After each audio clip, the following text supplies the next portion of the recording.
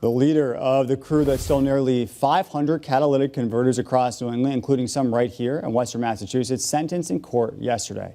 36-year-old Davila was sentenced to 10 years in prison. That's followed by 3 years of supervised release. The Massachusetts Department of Justice reports that Davila's arrest has already caused a significant decline in catalytic converter thefts.